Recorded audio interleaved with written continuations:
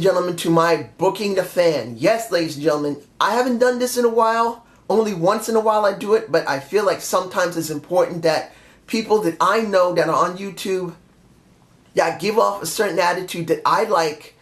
I want to show them my appreciation by booking them as a wrestler. Now, if you don't know what this is all about, I've done a series called Booking the Wrestler. Sorry, talking.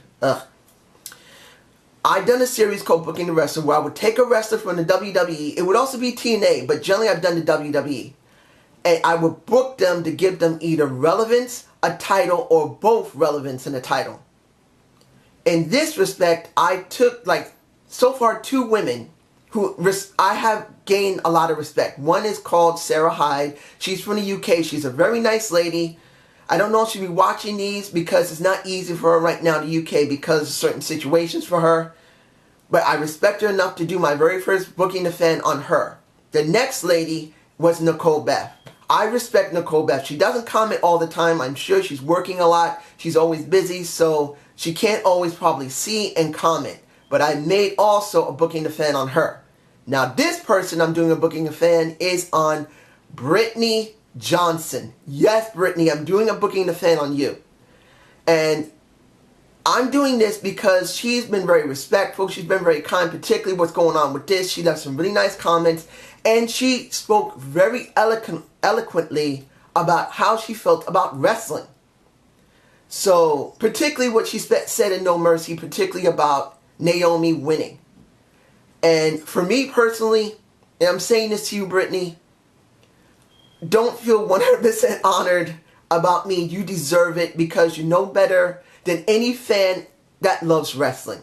You deserve to be praised and you deserve your respect. I am honored that you even consider me a great YouTuber or a decent one. I'm just a guy who goes in front of a camera and has to deal with his fears and stuff. If you understand what I'm saying, if anybody who's done YouTube, you got to get in front of this camera. You got to know what you want to say. You got to know what you want to do and get past the fears of being judged. And particularly like this, it's easy to feel like you're being constantly judged. And with Brittany and a lot of the other subscribers, they have done nothing but show me total respect and said, don't stop doing what you're doing. We love what you're doing. So for that, that's why I'm doing this for you, Brittany. And this is what your booking is going to be. I've seen your YouTube channel, what you look like, if that is your picture. And I've gone by the comments that you talked about. It's a possibility that you might be an actress or an inspiring actress.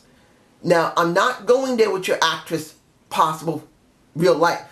Because there's a lot of women that are in the WWE who try to act like actresses. And I don't want you to go down there because you got Maurice and you got Maria in TNA. I want to make you totally different. Something that we haven't seen from a woman ever. So this is what I felt. When it comes down to it, this is a storyline.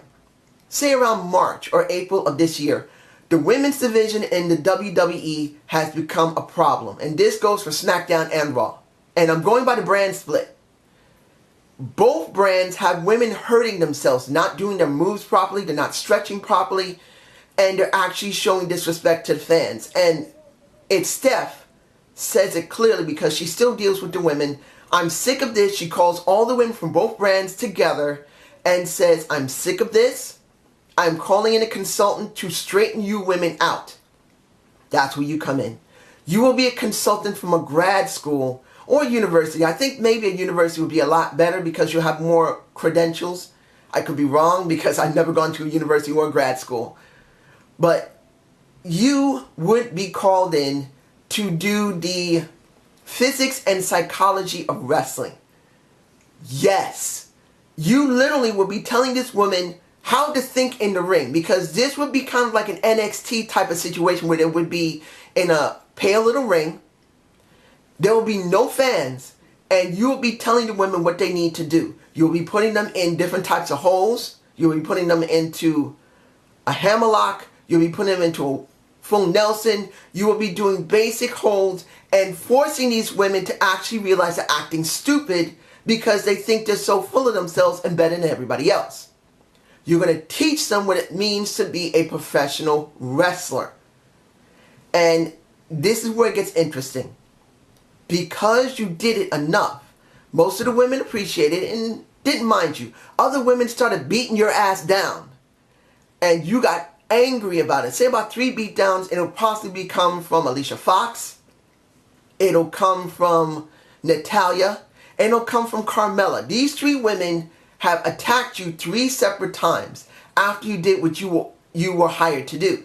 So you got sick of it. You go to Stephanie and say, look, Steph, let me be on the roster for a little while. Let me deal with these women. Since I'm not a full wrestler, let me be on the roster. And Stephanie says, okay, you want to be on it? Understand this is your danger. She said, look, I have an amateur background. I can wrestle. I am not just a pretty face. I am a real woman who knows real wrestling. And that's when Stephanie hires you as an actual wrestler. But instead of just acting like in your consultant job where you tell people what to do, you come out as Leaping Lanny Popo, the genius. Yes, I would bring you in as the genius. But unlike the genius who came in a graduation garb, which I would let you have, you would come in, but instead of wrestling at first, the women that beat you up, which was Alicia Fox, which would be Carmella, and which would be Natalia, you would come to the ring when they were there, and every time when they had to wrestle, you would be standing there with a chart, marking stuff off and writing stuff up. And every time they lost or won, you rip it off your chart, a piece of paper, and you put it into the ring. And you walk away. Each time they saw it, they get angry because you're rating them of how bad their holds were, how bad their movements were, how bad they jumped off the ring, how bad they moved from ring post to ring post, how bad they moved from ring rope to ring rope. You literally would break it down and you would piss them off each and every time. And you would expect them to come and attack you. No. Every time when you finish, you leave the stadium. And you leave a little video segment saying, well, Natalia, you done a bad job. Next time, remember, when you put the sharpshooter on, why don't you actually bend all the way down on your butt instead of just using your back? Only an amateur would do that. And you anger each and every one of them to the point where they're ready to go in the ring and fight you because you won't let them beat you up. You use your head. Your promo segments in the ring when they're not there would be good ones stating this. I am Brittany Johnson. BJ. I am the scholar of the WWE. As a scholar, I understand what it means to use your mind in the proper way to do your job. I know the psychology and the physics of wrestling. Any woman thinks she's better than me, better think very carefully because not only will I beat you, I will outthink you. Each time you would say something similar to it, and this would go on for at least 2 to 3 months until you met your first person in the ring. That would be Natalia, since she's the most technically capable of all 3 women. And you literally would use basic amateur wrestling. You would not do professional wrestling. You would literally embarrass her in the ring. You would embarrass her to the point where she would literally try to pull her own hair out. And you would pin her, and after your hand is raised, you walk away. Now, I've done this with other women and other men in my Booking the Wrestler reviews, but I believe this is the wisest thing to do because attacking one of them would be foolish. Talking over them would be foolish because you don't need to. You let your ring work say it for itself. You would beat each and every one of them, and in the end, you would finally get a shot at, in this case, the, since you would be brand new, I would probably put you on SmackDown because it is a much more stronger product at this moment in time. I am going by current timeline and current brand split, so SmackDown is where you'll be sent by Stephanie. And at this moment, Becky Lynch, who is injured, would be champion at that time. And you would literally outthink her. Becky Lynch would not stand a chance. Her fiery attitude would bury her, not only in her promo segments, but also in the ring. You don't even have to act like a heel. You just act like a regular face, a person who's a good guy who's just telling her, hey, you know your ring work is not so good. You want to work with me about it? You wouldn't act arrogant. You would actually try to be kind to her. And she would get so angry she turned heel and try to break your neck. But you would out-wrestle her each and every time and outthink her each and every time. And in the end, by, let's say, since this was done in March or April, I say nearing the time of Hell in a Cell, around this time, you would win the SmackDown Women's Championship. And the night that you win it after Hell in a Cell, because I will probably have you win it at Hell in a Cell, a standard match against Becky Lynch, and you would win that title hands down, no problem. And I would make you second to the last of the matches of the night. Of course, you still have to do the SmackDown Men's title, and that's not because I don't value the Women's Championship.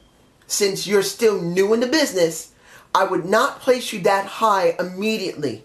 You need to build up into it. And that's how I would do it. Now, by the time of Royal Rumble, all the way into the next time when the brands are going to do the draft, you will be drafted to Raw. And this would happen again. You will go through everyone that's on the Raw roster, including the Sasha Banks and the Charlotte. And in this case, I would say Paige as well. And you would get the Raw Women's Championship belt. And here's the most interesting thing. You never lost the SmackDown title. You basically gave up the title because you knew you were going to Raw. You told them, I don't want this SmackDown title. I'm going to Raw. I let it go. So you technically would be an undisputed champion because you never lost your title. You just relinquished it on purpose because you didn't want to take it with you to Raw. And in this case, the SmackDown champion, who would be at that time Alundra Bliss, would be hearing everyone say, you never stood a chance against Brittany Johnson. You never took a chance against a scholar. And she actually does a match with you at, let's see, Night of Champions, where the SmackDown champion and the Raw champion go up against each other. And this is 2017. You would go up against her, and it would be title versus title. You would win and unify the titles. Of course, this would not be held for very long because neither one of them want to have the same woman on both brands. And within about a month, they're going to break the titles up and you're going to go back to Raw. But in the end, you don't just get a title, you get relevance. You're going to be recognized as an intellectual wrestler that knows the psychology and the wrestling capability of any female wrestler that exists. And this is how I book you. Now, I hope you enjoyed this booking the fan of Brittany Johnson. Please give me a comment below. Brittany, I hope you like this. I'm not sure you might, but I hope you do.